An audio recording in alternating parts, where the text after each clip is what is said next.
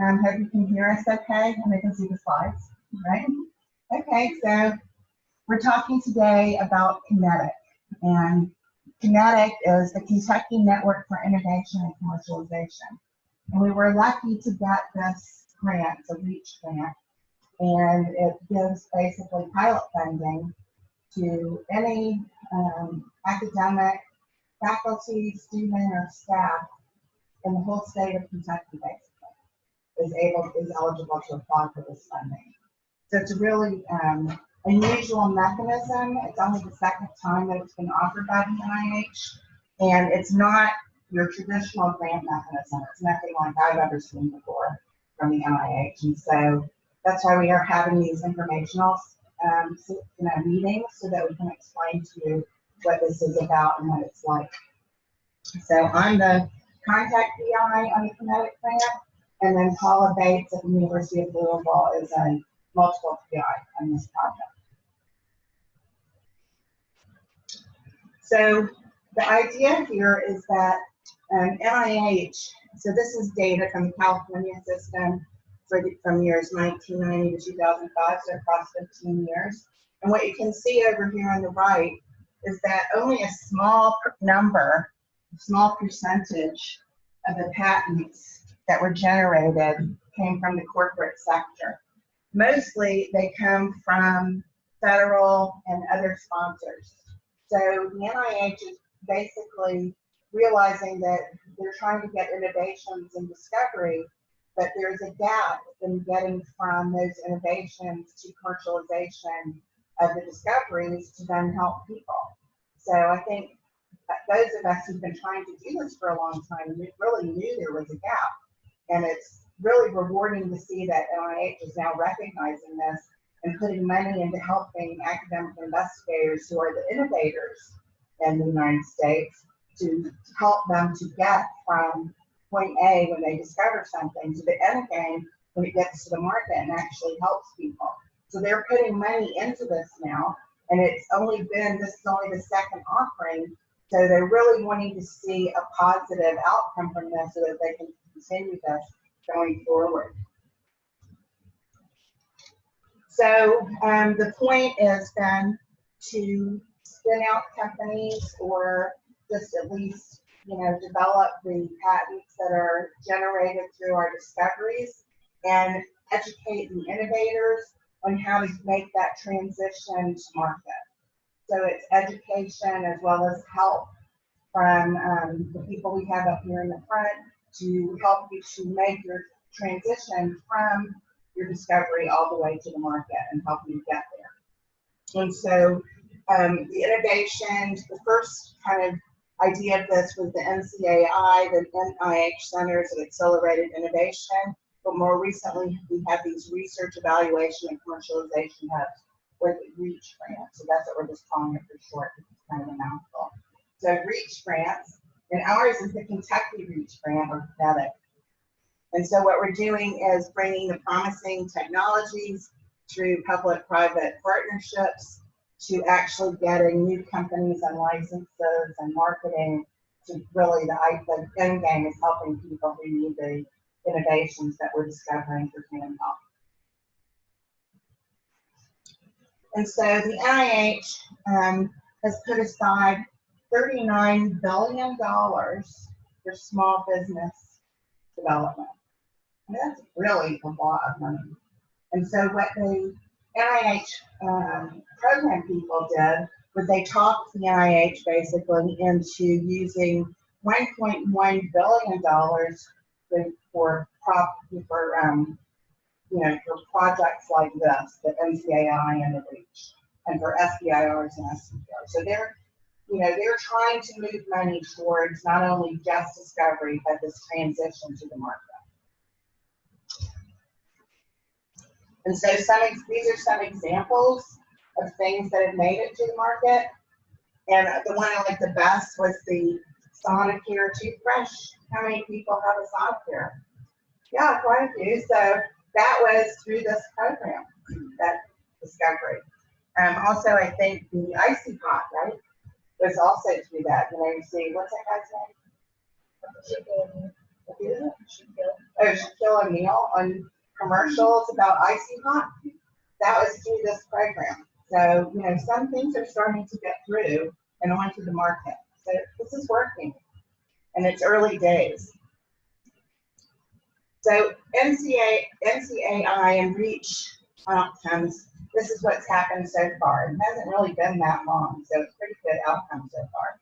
So 277 projects have been funded. 56 options or licenses have been generated. 2,250 innovators have received entrepreneurial training, and over 700 million has come in follow-on funding from these efforts. And 66 startup companies have been formed. 50 of them have submitted SBIR, STTR applications, and 27 have received awards. And I think that really the biggest message is that the success rate is threefold higher if you've gone through this sort of education and training when you go for the phase one kind of SBIR, STTR, than if you just go in blind. So this helps educate you to know what people are looking for when they're funding these small business grants, and that's what you need to then get your product to the market. So here we are then introducing KYNETIC, the Kentucky Network for Innovation and Commercialization. And this is our logo, and it's purple because Louisville, as you know, is red and UK is blue. And this is a merger of that. And if you know art, my family are all artists. So if you know art, red and blue mixed together is purple. So we are working across the state. And it's not just U of L, it's all the academic institutions in the state. And how that's represented here are these dots are different schools, and the lines going through are the roads in Kentucky that connects all of our universities. So I love the logo, actually. But well, I think we spent at least an entire day talking about this to get the logo right. So like I said, it's a partnership of UK and U of L, the two are one research-intensive university. 6 regional universities in that orange dot, so Northern Kentucky, Kentucky State, Morehead, Eastern Kentucky, Western Kentucky, and Murray State, and 16 community and technical colleges. And there's a lot of faculty from these different smaller schools on the Zoom now. So we're talking to them as well, and they're welcome to ask any questions as we go along, and Kendra will speak to them and ask their questions to all of us, and then we'll be able to respond. So not only is it the public universities and community colleges, but we have a state partner, the Kentucky Cabinet for Economic Development, or CED, who had to put in matching money for us to be able to get this support. So it's really not only NIH is behind us to try to do this, but the state is behind us. That's really, helpful for them to increase the economy of UK and generate jobs and build companies and make Kentucky a destination for startup companies and for innovation. So the state is behind us, which is really terrific. Okay, so what the mission of KYNETIC is to nurture innovations and innovators by providing funding, mentoring, education, and a network of relevant expertise. So that's kind of the bigger picture of what we're trying to do here with this project. So previously, in the first iteration of the REACH grants, U of L got one. So we're in REACH 2.0 right now, and they got a REACH 1.0. So we are the only unit that's had 2, really. And really, you're not allowed to renew it. But it was a different grant because U of L was just focused on their university. This is a Kentucky network, so it's very different, and so the aims were different, so we're able to finesse getting another REACH grant here at Kentucky and benefit the whole state. But the cool thing is that we're using what they learned in REACH 1 at U of L to propel us in a really rapid way forward. So there's 4 other REACH grants around the country, and by far we're ahead because we have this background understanding from Reach 1 of what to do. So it's really helpful. So we're not starting from scratch like a lot of the other places. So strengths from Reach 1 that were put into Reach 2 is shared governance. So the stakeholders are engaged and invested in the program. So for example, the internal advisory committee, there is a membership with that, and there's a representative from all the different schools on the internal advisory committee that's going to review the projects. So everybody is invested in taking the best projects forward. The senior academic PIs have commercialization experience, and that facilitates site mining. So both Paula and I have had companies that have been successful and transition products towards the market or into the market. And the technology transfer office has an integral role and is represented on the leadership. So they are co-PIs on the project. So they are intimately involved in making this happen. We couldn't do it without them, obviously. They have the knowledge base of how to transition the discovery to the marketplace. And then shared decision making involving external reviewers, which minimizes conflict of interest. So we have an external advisory board who just picked the people. Actually yesterday, we all traveled to Louisville and met there. Sometimes we alternate, sometimes they come here, sometimes we go there. And pick the external advisory board, and we're about to send out invitations to them, and they're all from outside of the academic sphere, and so they will also weigh in to whether the best projects, having that background information because they're coming from industry and government and regulatory and all that other kind of expertise that we as academics reviewing these don't have that. So speaking of the leadership, so here's my picture. I don't know. Here's Paula's picture. And then Ian McClure, who's here, and Alan Morris, who's his counterpart, the OTC type tech transfer type person.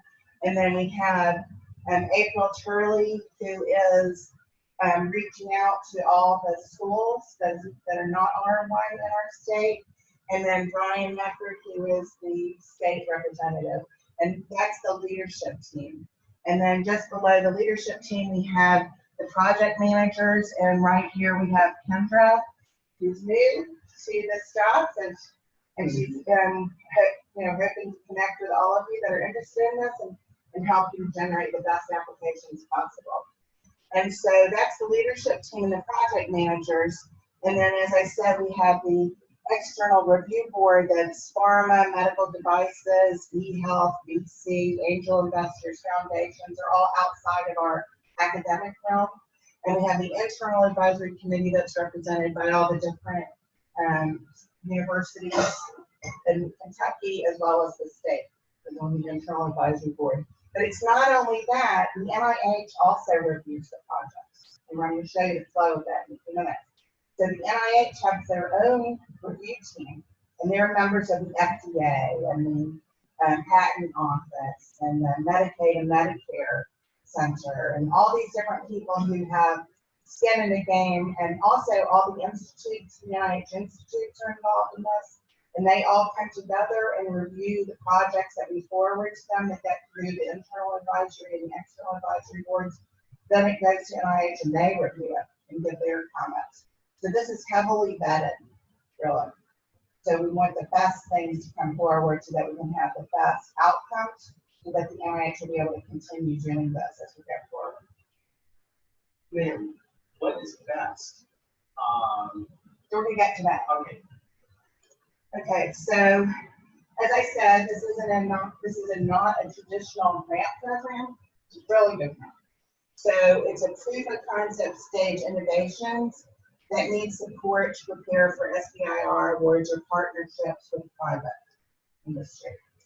And so what we're trying to do is advance technologies to products, as I've said a couple of times now. And the idea is to de-risk the projects and take the best things that are de-risked that show efficacy and like for a drug that showed druggability, for example, that have a profit, that have, look good to go forward. So a lot of things you discover may not make it just because of the way what it is. And so having all this input, people can see from the backside, they can look at what we're discovering and give us input about whether or not that will have a chance. Sometimes you can do something really great and it's druggable and everything, but Medicaid and Medicare would never put money into it, or the payers wouldn't do the insurance. So we have people like that who have expertise in that who will look at it and say, yes, this will go, or no, this won't go. You know, so there's a lot more to it than just the academic discovery. And so having all these people weigh in helps to get products that will actually make it to the end game, to the market, to help people. So de-risking the technologies, and then coaching the innovators on the commercialization and entrepreneurship process. And believe me, when I was doing this, you know, so I think I had a company that started around 2000. I didn't have any of this kind of coaching. It was just, you know, go by the seat of your pants. It's going to be so much easier when you're trying to do something new like this that you've never done before to have people there to help you. So it's really advantageous. I think it's going to make a tremendous difference in the number of products that come out. Yeah. These slides have mentioned how the institutes of Facebook can get entrepreneurship training. Yeah, and we're going to talk about that. So maybe I'm going too slow. So they asked about the training for those on the phone. The question in the audience was, what's the best grant? And there's slides here for that. And then what's the training going to be? And we'll talk about that too. So this is the overview of the solicitation through the exit.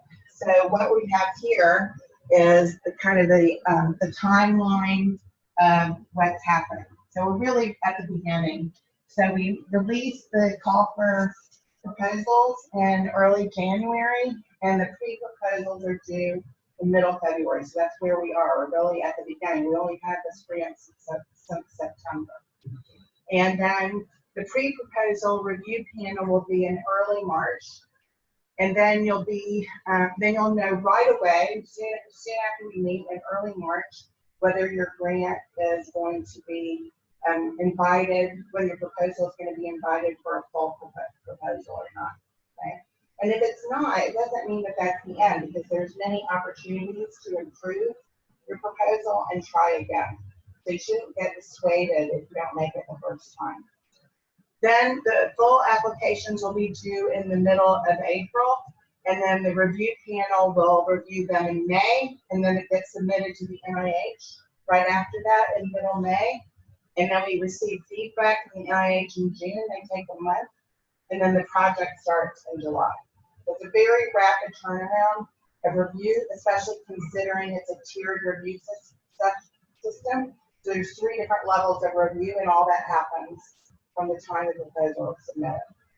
Yes, Ollie? And the slides are available on the KYNETIC website. Yeah. So you can see the whole thing there. So then we'll do it again in the fall. It's basically the same thing. So every 6 months, there's this cycle that happens. So, you know, there's many opportunities. So the grant is 4 years. So there's going to be 8 opportunities basically to submit a proposal, to upgrade it, you know, to respond to the critiques or whatever, and then try again if you don't get it the first time. So please don't be discouraged if you don't make it the first time. And so over here, it starts talking about what we proposed were the expectations. This is what was in the grant. So what happens is in the first 6 months, you get a $50,000 budget. So you can get up to $200,000, but every 6 months, your grant will be reviewed again. So there's a lot of accountability and a lot of quick outcomes to meet the milestones that you proposed to do. If you don't meet the milestones, you won't get the next $50K. But if you meet your milestones and you're able to keep up with the pace of the project as proposed in your proposal, then you can get up to $200K. So we expect to get like 30 to 60 proposals each time, quite a bit. Those will be reviewed, and then 15 to 20 will be invited for full proposals. And then we plan to send around 10 to 12 to the NIH for review. So each time it's like a funnel. There's fewer and fewer proposals going forward. And then we get the, then the grants will be given out. And then every 6 months, they come back and get reviewed again, and renewed or not. And so there's no no-go decisions all along the way. And either the project is determined to not be viable, or the exit would be the patent being licensed, or startup company starting to license the patent. So the exit is really a positive outcome, and that things are moving towards commercialization. Okay. So, and what we're looking for are products that improve health. Obviously, this is NIH. Okay. So if you already have a patent, then you're not really eligible for this? You are eligible for this if your patent is not licensed. So licensing of your patent is an exit from the program. Okay. Or partnering with a private partner, where they would license it, that would also be an exit. But having a patent is one of the metrics that we're using to show success. So generating patents is a good thing. The licensing is moving towards commercialization. That's the exit. So if you already have a partner, industrial partner, or not? You can certainly have one in mind and mention them in the proposal that they're kind of waiting in the wings. You actually have to do that when you go for big grants, like I have a grant opportunity for medication development grant that's still an NIH grant that's so in this it would be like follow-on money. And they want to know who you're going to partner with, because they know that academics don't know this part. So you need to have the business expertise as a partner to bring something to the market. There's a whole, it's a whole road to get from discovery to commercialization, and all those people have, expertise and have been trained in that area, in their expertise, and that's not what we do as academics. So we need to partner with them to actually make it to people. And so, talking about having a commercial partner is a good thing, not a bad thing. So the only thing that would keep you out is if they decided they wanted to pull the trigger and they license the patent. That means they're going to start commercializing it, because the clock is ticking. Once the patent's there, you got a window to commercialize it. Right? So yeah, so it's a fast game. Great question. So the cool thing about this, one of the reasons I really love this, is it's not just the faculty that can submit grants. The graduate students and the postdocs can submit grants. And these are the people who are our next generation of entrepreneurs. So we're going to be training them from the get-go while they're in their formative years of being innovators, to be able to know how to do this. So it should move everything faster forward, right? Theoretically. So I think that's really one of the best, that's one of my favorite things about this grant, is that it's also focused on the students and also the staff. So anyone can have a great idea coming out of academics. I mean, innovation is catching, it's, so even staff who are not necessarily trained towards innovation, but are just doing the work, they can have a great idea and they can submit. The only thing is, the only caveat is they have to have a faculty sponsor. So we think that there's several student postdoc combinations that are going to be submitting the first time in. So, we welcome that. We hope that we can engage them and take their ideas forward. So the goal is to define or develop the product. It has to be human health related, since it's NIH funding. And any disease, any condition, it's agnostic to disease, like the CCTS is. It doesn't matter what you're interested in as long as you have a good idea. Any kind of technology type is eligible. So drugs, vaccines, biologics, small molecules, devices, tests, apps, big data stuff, any idea, any innovation is good. Yes. So what would the problem with this sector that we're not like you're just starting as an investigator?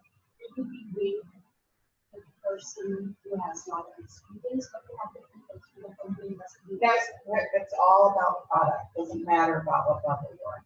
Because you could be a graduate student. You know, you could be a technician in the lab that had a great idea on their own. Right? So it doesn't matter what rank you are. And you don't get a new investigator pump up because you're there. It's all about the products. It's a different grant mechanism than this is not the typical grant. Right? Yes. So, is it, you say human health related? You know, if things run by NPHS, environmental / health. Yes. Yes, good. Everything, any NIH institute, anything coming out of that can go into this. Yeah, because I can think of things that are just more from Yes. Also, Absolutely. I mean, it's all about human health. We don't want to be exposed to that stuff, right? If we can have technologies that prevent that, that's improving human health. Yes. And so every one of the institutes, you know how I do the IRC grants, where I have every college keeping in money to the pot for the IRC? They did this at NIH. So every single institute put money into this pot. So they all are contributing, which makes a real headache for the program person. When she was telling me how she was late with stuff, I get it. I do this here, you know, with the deans and trying to get money out of all of them, you know, and I get it. Don't worry, I'll wait, you know, I'm patient, I get it. So it's a concerted effort to get the innovations from our scientists in the United States to help people, to actually reach the end game and help people. Instead of us just kind of whirling around, improving the innovation and never sees the light of a patient. Okay, so as I said, it's milestone driven, and you can have existing IP, and also potential for new IP. That's all, of course, part of what this is. And then it's milestone driven, so you want to fail fast, as they say. If it's not going to work, you know, if your experiments show this is not a good idea, you know, you exit and come back with a different idea, a revised idea. And the grants are for $200K if you make it all the way through over a 2-year period, and it's $50K for 6 months. So we want to maximize participation, and so that's why we're doing these like town halls. And I think we're going to end up going to the colleges and trying to get the next step. We're going to try to get on the faculty meetings at the colleges who are putting in the most innovations to the OPC office and do talks there. And April Turley is going to the small schools already and giving this kind of presentation so that they know what's going on. So we're trying to inform everybody because this hasn't been offered before. This is the first time, and we want to make sure a lot of people know about it as we go through this. And we're looking for first-time innovators too, such as students, postdoc staff, as I said, and investigators from diverse disciplines. And there's a very low bar for entry into this, so it's just a 2-page pre-application, or the initial application is 2 pages, so not very onerous. And we want to encourage interactions between the innovators and the KYNETIC staff. So for us here at UK, Kendra is the lead contact. So this is about the learning part, this slide on the learning part. So the projects are required, the ones that are funded or are required to do the learning, because if you don't understand that transition to market, it's unlikely that you're going to be successful. So the more you know, the better the chances are that you'll actually get to the end game. So you have to be involved in the skills development and experiential activities. And so the idea there is to teach the innovators how to find the information, and we're going to have mentoring early and often. So it's going to provide opportunities for pitching and networking to get these important skills for things like elevator talks, you know, which like in the College of Pharmacy, we have our students doing elevator talks already, but a lot of faculty haven't learned how to do that. So this will be part of the education. And so the mentoring opportunities are at the initial pre-proposal stage when you can talk to Kendra or myself or Ian about what you're thinking about. And then mentoring at the full proposal stage, during the pitch preparation, during the pre-award period, during the monthly project meetings if you're lucky and get the funding, and then your progress report pitch and feedback on go, no-go milestones. And then experiential education is writing the proposals, the pitch competition, the pitch to the ERB, and progress reports to the ERB, and external presentations like to potential partners. So as I said, low barrier to input from all different kind of people, from all different stages of development of projects. Projects are going to be priority ranked by 12 to 18 people. That's the ERB and the leadership team.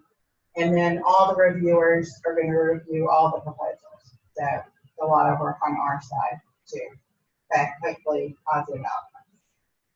So this just shows you who's reviewing at what stage. So we start off with the leadership team and the internal advisory committee, and then the leadership team and the external advisory committee, and then it goes to the NIH at the very end of this. Okay. So initially, if you're called in to, if you're invited to a full proposal, you'll be doing a 5-minute elevator pitch to the ERB. So it's not just written, it's an oral selling job, basically, to the ERB that your proposal is the best proposal and that you're going to make the outcome that you're seeking. You know, so you have to, it's a sales job. And then when you get to your 6-month window and you want to come in for renewal, you made your milestones, you don't have to write anything at that point, but you have to do a 10-minute pitch. So you're developing your pitch as you go along. Okay. So let's see, I already talked about that over there. So what we're trying to do is maximize the number of innovators and innovations and projects that get through the system. And we want fair and transparent review, so I'm spending a lot of time on the review so you know what's happening. And we want everything will be protected, proprietary, protected with the paperwork that everyone signs that this is all confidential. And we're going to encourage the reviewers and the participants to engage. So you'll have a lot of, so like if you're coming in, you don't have a partner, you don't have a private, you don't know somebody who would be interested in connecting with you as a private partner. This opportunity will introduce you to those people. And those people, when those ERB members, if they're not interested in your project, they're networked with all of the private people who have money to spend on these sorts of high-risk, high-gain ideas, and they will connect you to people who might be interested in giving money towards your project to bring it to market.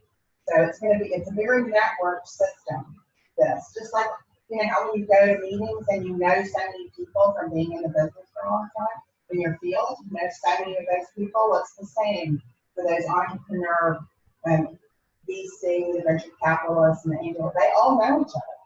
So if they're not interested in your particular project, they might know somebody who is, and they're going to help us to find those people.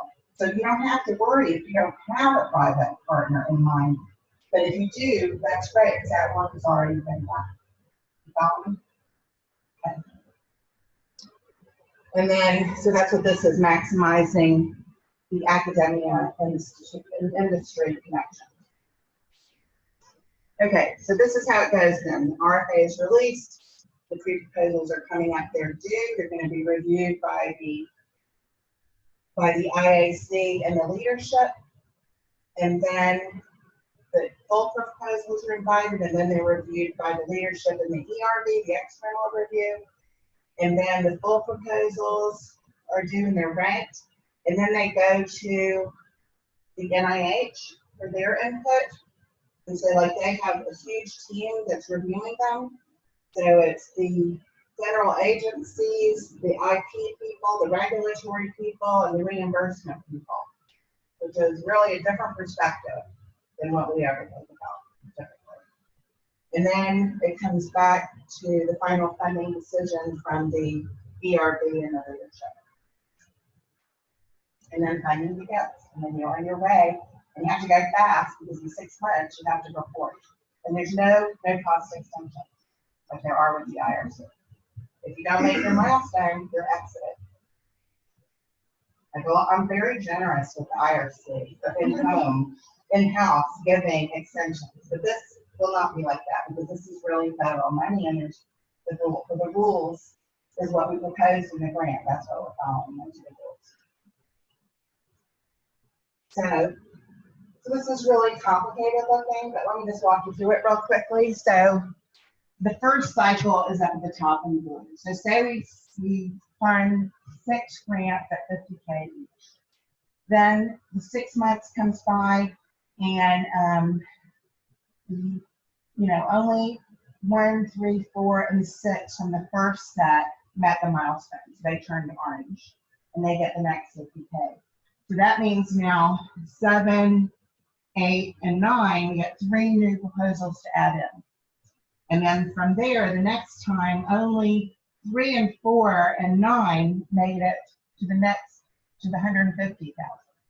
And so then there's room for 10, 11, and 12.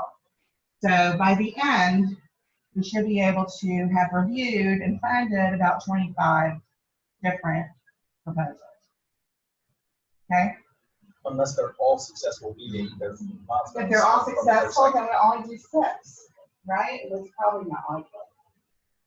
Yes. Define review criteria for the 2 stages of review. Yeah, I think so. All milestones, so. So the milestones are to be investigator determines if the milestones are based on their project. The reviewers say yes, that's a reasonable milestone, or there's no way they can do it that fast. Based on experience. So is there one that evaluates the impact on the patient or healthcare system or wherever it's supposed to? Yeah, so it'll be similar review like NIH review, significance, impact, innovation, all of that. With an emphasis on commercial potential. Right. Commercial So ERB. milestones, obviously. So the ERB is all industry, investors, and commercial stakeholders. So they are going to be focused in on, in addition to scientific merit and significance and impact, ability to actually meet a market. And so when they come to the full proposal, do your guidelines lay out the sections that need to be addressed? In other words, if people have done this the first time, this is their first time, what do they need to put in the proposal for it to be competitive? Is that all laid out in the full proposal guidelines? Yeah, and I think ultimately, because product development and commercial potential are sort of paramount, right? Things like a letter of support from industry, ability to partner, or intellectual property already developed, be agreed upon, or the potential for new IP to be developed. Those kinds of things that weigh not just scientific merit, but to actual utility or full market fit. Those are the things that will be tackling that. So I anticipate a lot of people will be asking for guidance at that, especially at the full proposal stage. Yeah, that's right. Because that's one that's, much Yeah. more And in-depth. I'm sure we have instructions, and Kendra will be helping them directly through all the pieces. So right now, we're going to focus on the pre-proposals and getting those as strong as possible. And then once we invite the people to submit full proposals, they'll be working with me. That's when they also do their educational performance. So they're not going to be alone to submit and to do this by themselves could have resources and we can get help. And for those on the phone, the question is about the criteria for the pre-application and application process. I think at the highest level, the important thing to remember is that we want interaction and a low bar for the application process. So we want you to interact with them. We want you to come talk to us about the actual pre-application and what it is you're proposing. And Kendra's got sort of the mix of criteria and things that we want to be looking for. So we have that interaction and assistance in that process. When you get to the full proposal stage, there will be lots more feedback about the pitch, and we will be working with the full proposal applicants to do the pitch and develop that.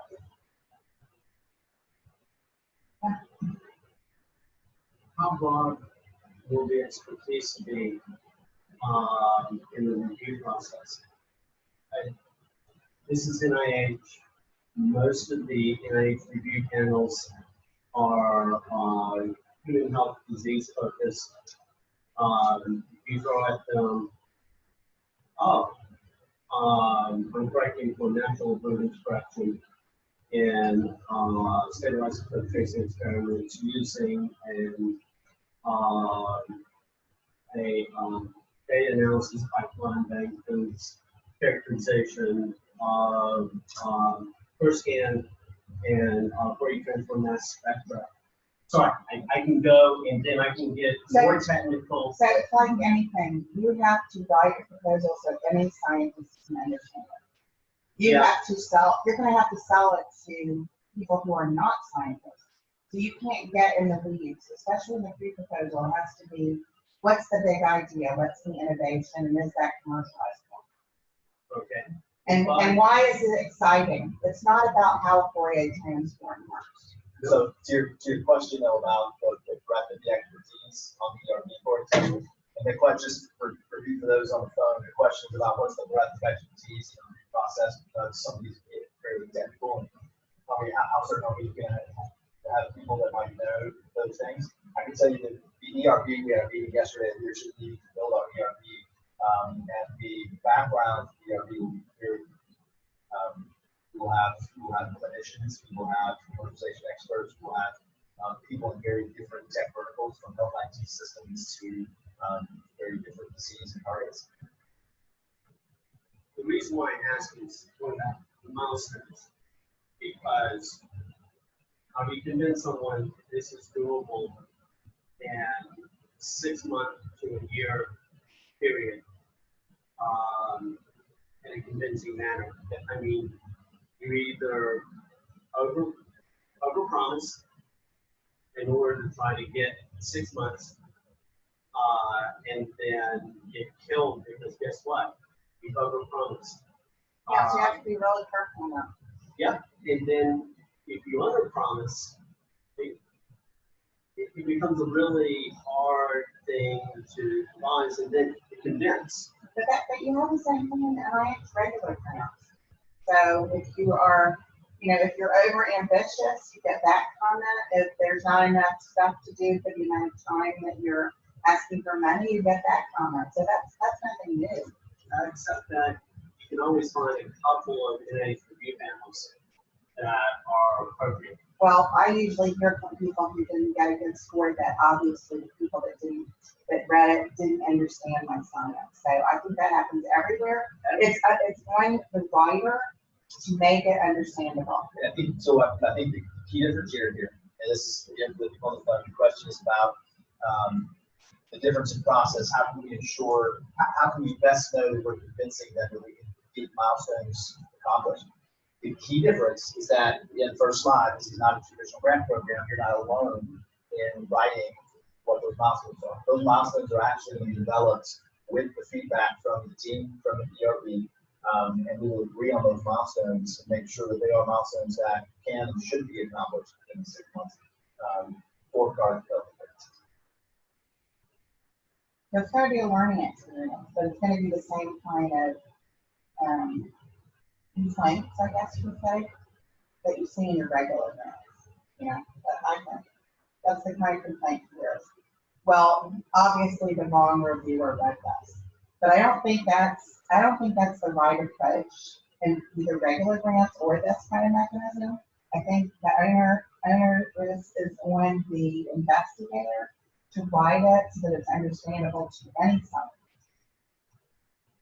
I think, comment on that. No, in NIH, you do have some leeway to ask in your cover letter that your review panel have a certain expertise with FBI investigative crimes. Is there a similar opportunity? So can you say, okay, I'm working in virtual methodology. So if you need specific expertise to express that and say, it would be good to have somebody who knows what this is. No, not really. So the review panels are defined by the people in the projects. So that then the owners is on you to make it so we can understand it and advocate for it. Okay? And eventually you have to talk to business people who have no scientific expertise. And that's what this is about. So like I'm close to where I think I'm ready to launch a product. And if that's the case, I have to talk to people who have no interest in my disease or the product and convince them that this is better than sliced bread. Without talking about the details of the chemistry. It's not about that. It's about selling the idea and selling it to people who are very intelligent but are not in your expert area. So no, the panel will not be redeveloped based on that proposals come in. It's on you to make it understandable for any science. And then the scientists will advocate for what you're doing. And they'll talk, and the IT will look at it in terms of is it patentable and market and all that sort of thing. So it's not the typical grant, and it's not reviewed in the typical manner like a study section. And this is a combination of different people. But when you do your idea, I'm not going to say necessarily dummy it down, but explain it so that any scientist can understand it. Yes. Do we have a list of the people in their expertise that'll be reviewed, so we have a sense of what the audience is? Yeah, you can do that. So we're still developing it because we're in the first thing. But all of the people on the review panels will be on the different ones are the same all the way through. And I don't know if the NIH gives us who reviews it there. I don't know that. It may just be another staff. No, because it's FDA. Well, but staff, regulatory. It's all different people. It's not just the NIH. Right, but Yeah. it's staff, not It's program people. like programmatic. Yeah.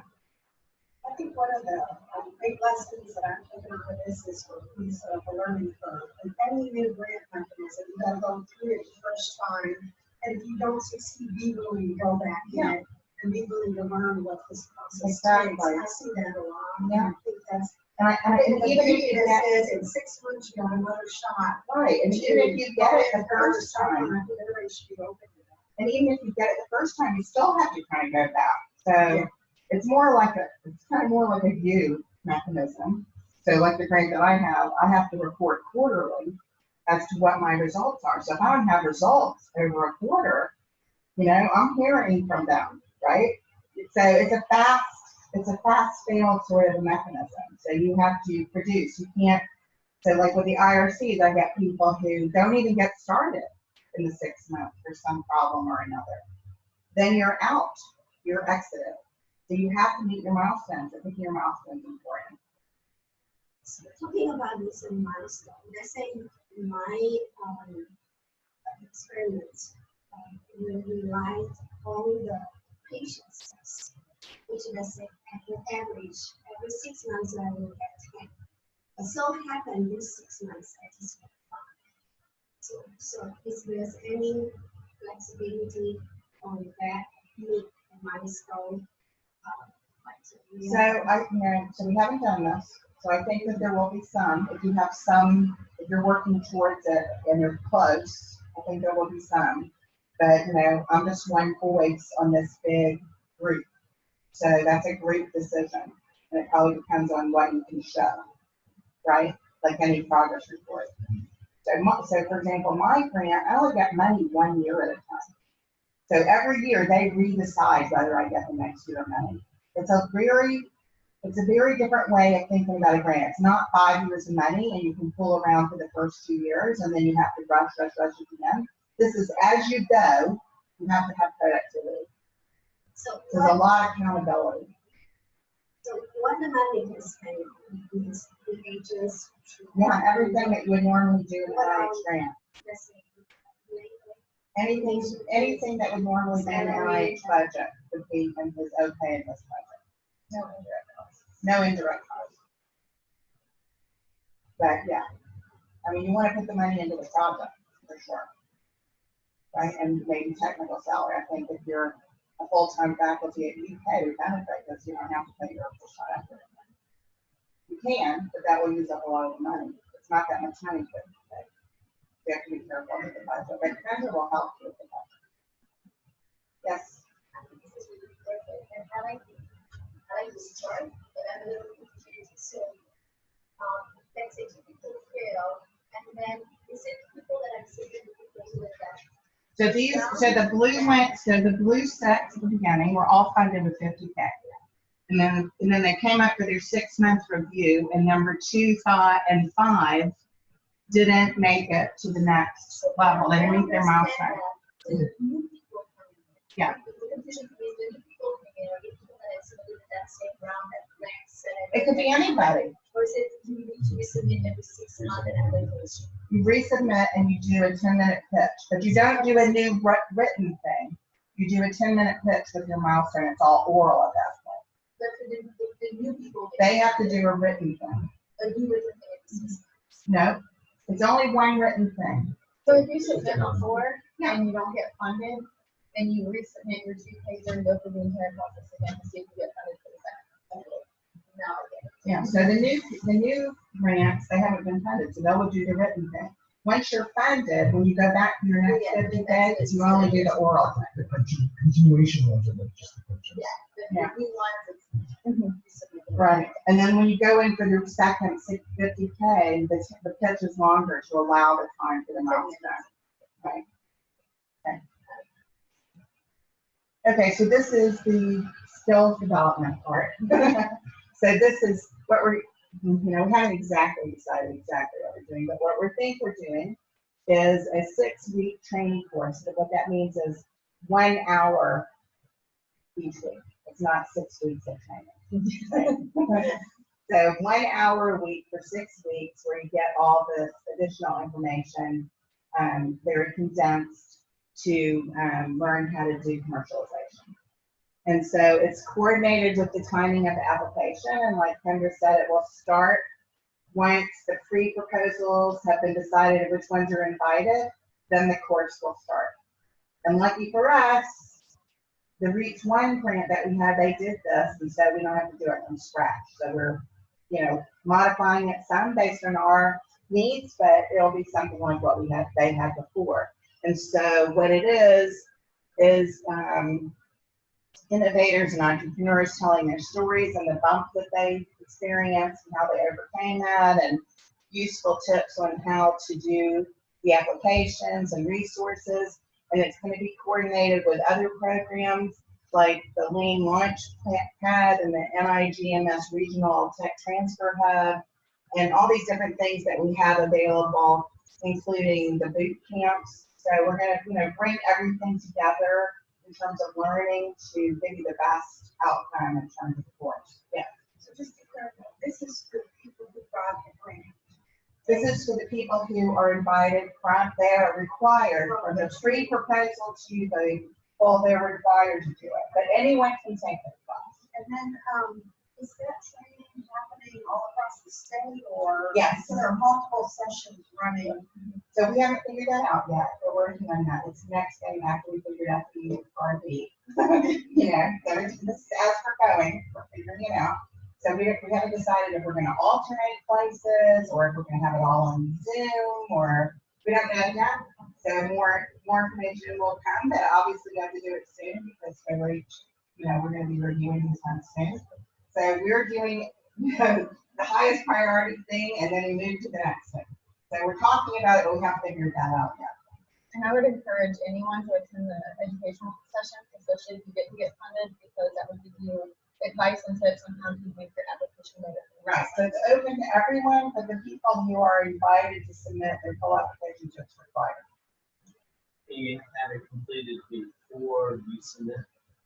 I think so, but I'm not 100% sure on that. Depends how it works. If we do like a boot camp, that would be doable. I don't know if it will be if we do it over 6 weeks. I don't know that.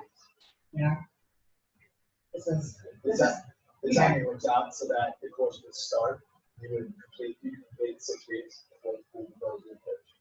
hopefully that's the way it will work. Yeah, some unknowns here. So this is the resources that we have. You can see it's a lot of resources to pull together. So that's what we'll be doing as we get the course work set, pulling in all these resources. Okay. Sure. So a couple things about impact. You're probably wondering, we're leveraging this stuff from Reach 1.0, and did that stuff work? Well, this is what effectively, when we talk about commercialization, taking these things to market, we're not doing this alone, right? And that's the benefit of this program, is we've got a lot of resources in the state that we're leveraging, right? A lot of these wrote support letters on the grant. They're aware of it. They're involved, and they will be engaged through some of the education and training or commercialization outcomes. So that's exciting, right? We've got everything from small healthcare companies, startup healthcare companies, to large ones, insurance companies, service firms, accelerators and incubators like Accelerate Health and the Accelerator Network. And so they'll all be engaged in this. I want to show you guys a few stats from the prior Reach 1.0 hubs and the NCAI proof of concept centers. There's 6 of them that have been funded prior to us. And we went to Bethesda to hear about their successes and why they've done this again, why the NIH decided this is so good, we want to do Reach 2.0 and fund 5 new hubs across the country. So the Kentucky hub is one of 5 Reach 2.0 hubs. So this is just some overall statistics of the 6 hubs prior to us and what they got. About 1,200 pre-applications. They had about 645 full applications. Ultimately, about 277 projects were funded, and out of that, they've developed 65 and 68 now startup companies. I can tell you that those statistics are much higher than normal traditional tech transfer statistics, right? So there's some success cases in and of itself.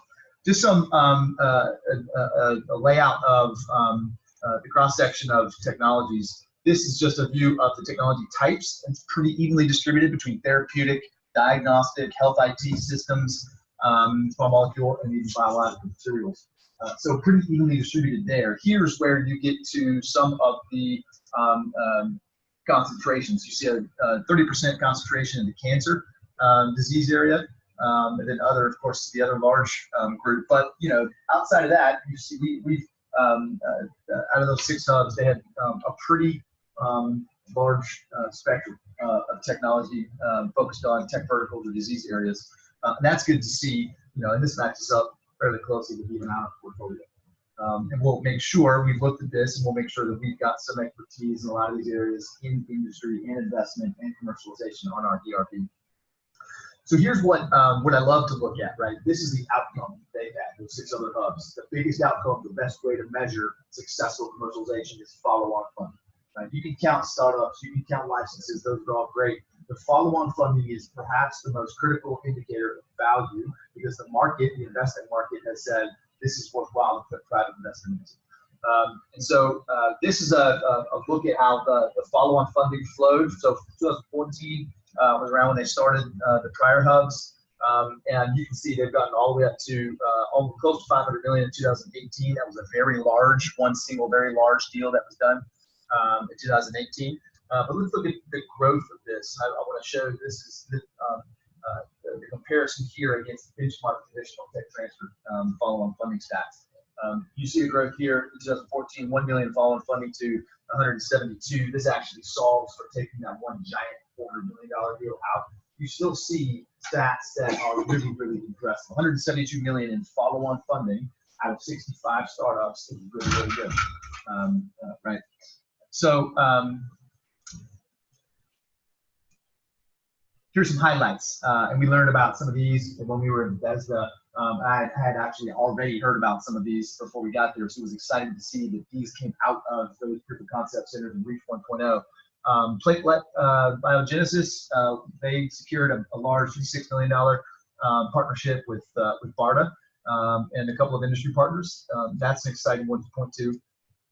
Another one with Johnson & Johnson, or Janssen Pharmaceutical actually came in and partnered with Third Pole Therapeutics, a therapeutic drug development technology that came through REACH 1.0. And then another one to highlight is Notion. Notion raised a $27 million rounds for what they call charged drugs for select targeted pain management. And that was private VC funding with some strategics involved. This is really neat to look at because what I love to see is how these things age, because what we're trying to show is with this type of funding, we can get to market quicker. We can get to follow-on funding quicker. And that's what this shows. I can tell you here that over the 5-year period, to get to a point of 131 million in 5 years of follow-on funding for health technologies is really impressive. That's impressive stuff, and that's because this funding got us to, like we said, kill fast, faster. That got us to decisions, go and no-go decisions faster. So we were making more informed decisions about commercial potential quicker on technologies coming through our university receiving NIH funding. This is really interesting because of that follow-on funding that you saw of the 172 million, well, 700 million total, but 172 million in the last year. Here's a breakdown of where that funding was coming from. Interesting to see that about a third of it was venture capital, but also 13% from strategic partners. That's great to see, right? That's showing that the program is resulting in technologies that are already finding partners that are putting their venture investment into it. And so that's, you see other federal funding, so additional grants that would only come if you have the type of industry partnership already existing, like Linda mentioned earlier. So about 20% coming from the federal funding as well. Other outcomes that we'll be looking for: SBIR, STTR grants awarded, both proposed and awarded. So you see here, I can tell you again, these are stats that are impressive compared with traditional tech transfer success rates or even volume stats for getting SBIRs proposed. In 2019, we saw a height in overall height, but you can see the growth over time with the program starting in 2014, and we're getting to a pretty steady diet of 20 SBIRs proposed out of, again, look at 277 projects. We're getting 20 SBIRs a year. That's pretty good. Out of those SBIR grants, well, not just SBIR grants, but others, here's the stats on startups. So we've had 62, I think they're up to 68 now, startups that have been created out of those proof of concept centers, creating 38 jobs. And you might ask, how you created 62 startups with only 38 jobs? They're counting here jobs that are newly created and not just the faculty managed position of some of these startups, especially those that are going after SBIR. But that's also a little misleading because there's a number of jobs that are being created this year out of some of those startups. For example, Platelet that just got a $56 million funding I showed a minute ago. They're creating up to 20 jobs, 25 jobs just this quarter. So jobs are being created. This is economic development. It's one of the reasons why our state, the Cabinet for Economic Development, is so supportive of this project here in the state as well. And then you got licenses. So it's not just about startups. The outcomes and successes we'll be looking for are partnerships with established industry already.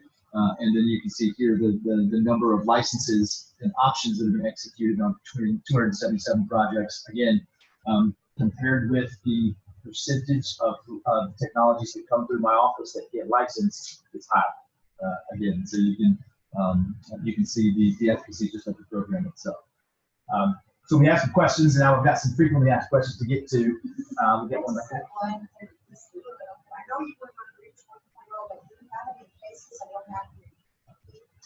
Yeah. So REACH 1.0 was successful as a part of those stats itself. So for the level of funding that they got, which was a little lower than some of the other larger hubs that were in REACH 1.0, it was just University Global. A couple of the hubs that they were in REACH 1.0 with were actually multiple institutions or larger institutions. But U of L did quite well. They spun out I think 3 or 4 startups. I think at least 1 or 2 of those have secured follow-on funding. They had one that actually came to Bethesda with us and sort of presented their case study, and they were ecstatic about what the program did for them, and it got them to a point where their startup has now secured some follow-on funding and partners. So UVL has actually been very successful at this.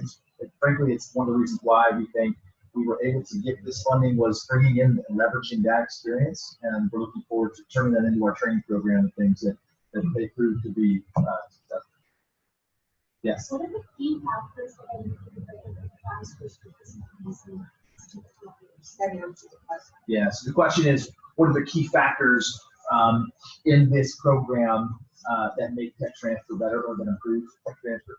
So the one really key factor, well, there's 2. One is the accelerated funding, right, to get through de-risking, right? So the key here is that the product development focus of this is not just advance the science and scientific merit. It is focused on product development and de-risking a technology for market fit.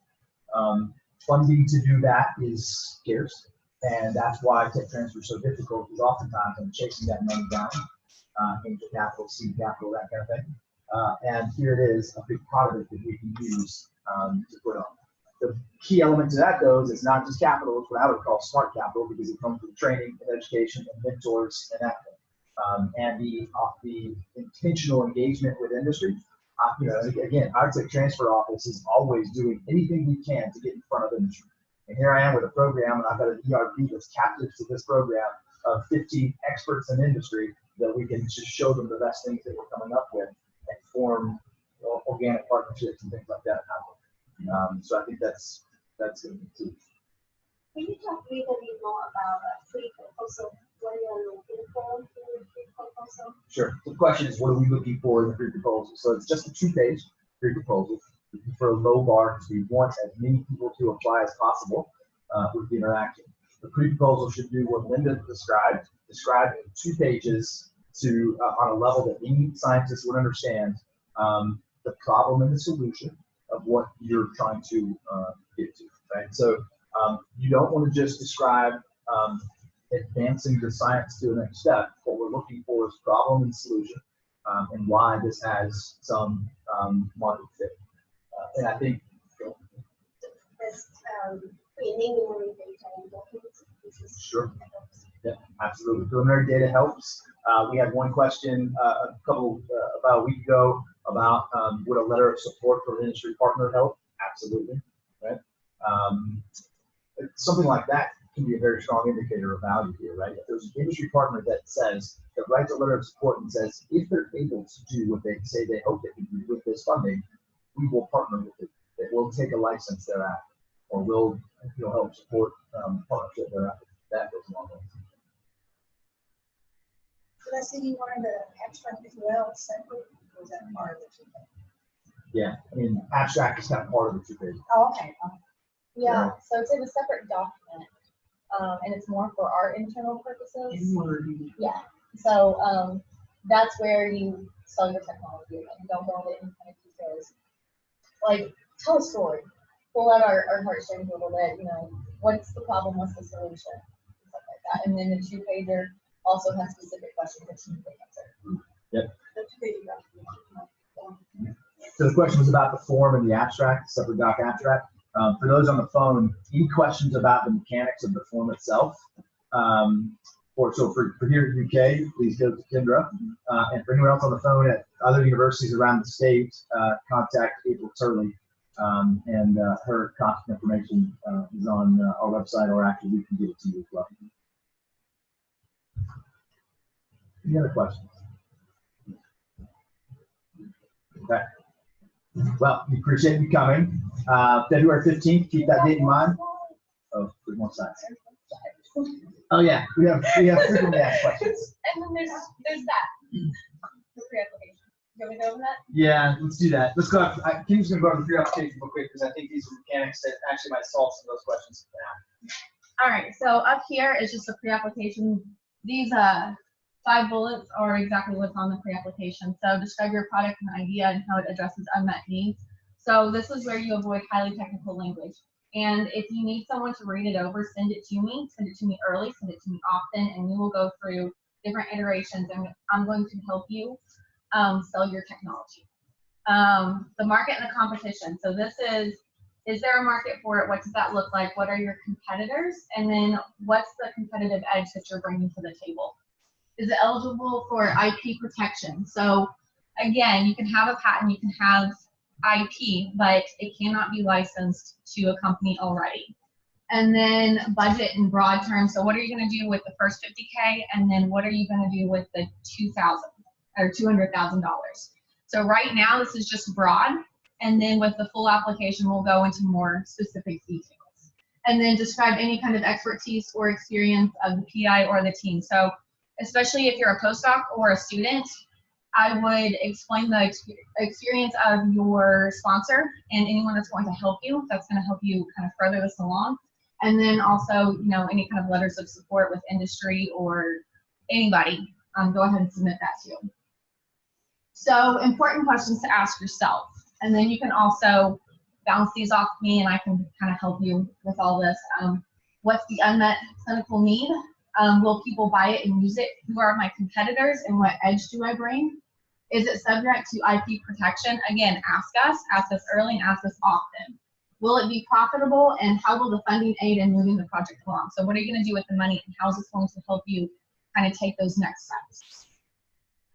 So pro tips, remember your audience. So you're not just talking to scientists, you're also talking to business people. So tell a story. What kinds of things are you looking to find a solution to? You know, if you have a cure for Alzheimer's disease, tell me about it and give me a backstory. Tell me why you're doing this.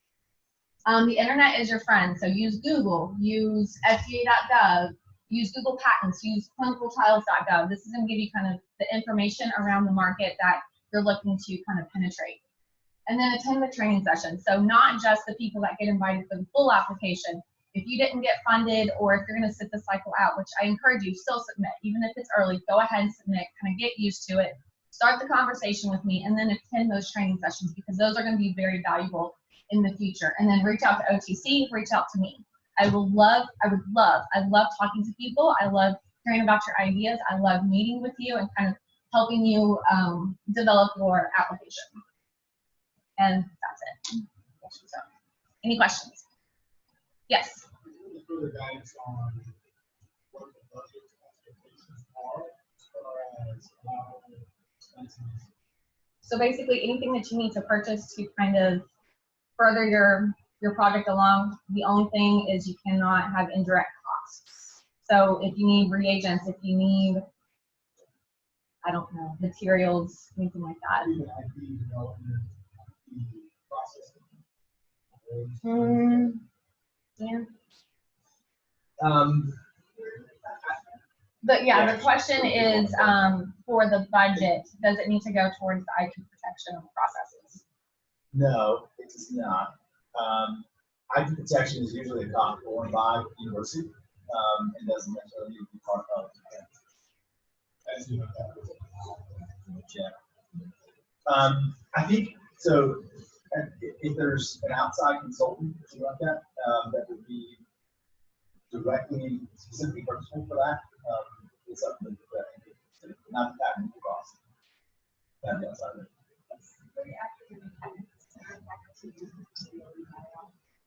I'm sorry. Our faculty use it for DOE buyout. So the question is, can you use the budget for DOE buyout? It would have to be really well justified. So like, clinical faculty and their time for clinical study, maybe to the funds to buy out supplies so they can do research, that would probably be okay. But if it's just, you know, a percent effort that you're doing for overseeing, I wouldn't be it goes fast. They really want to focus in on the problem.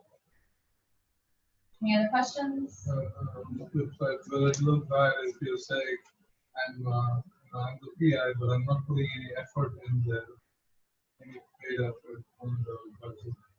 I don't think so. If you don't put any effort for yourself in the budget, this is more like Linda said, the 50K goes fast. So if you want to focus more on materials. Yeah, and actually in the IRC, we don't allow that when we're on budget unless they're 9 months. All right, so, So, you know, if so you we do, need faculty. if you want to do that, you really need to justify it well, because it's not a great use of money.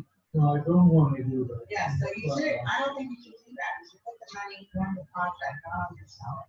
I'm asking if this will look bad if you have faculty on the feet, but they don't have any. No, I think that will look good. You can put, you know, percent, effort, whatever, and cost of the project. But we run into a problem if we do that with, And all you guys, all you have to do is request for the varies of the board. So.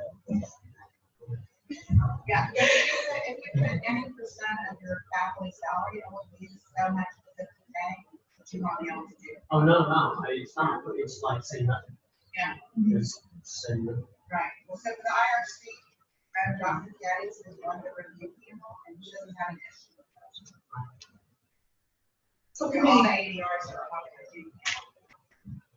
so, and avoiding even committing cost sharing. Your debt cost share. Yeah, so that's, Yeah, debt cost share, this is just to go to the project. Any more? All right. Well, thank you for coming out. If you didn't sign in the back, please sign in. We do keep track of the people that are coming to these events. And then if you have any questions, it's the email address is kinetic@uky.edu, and I would love to meet with you. College, you talk, let us know. Happy to do that.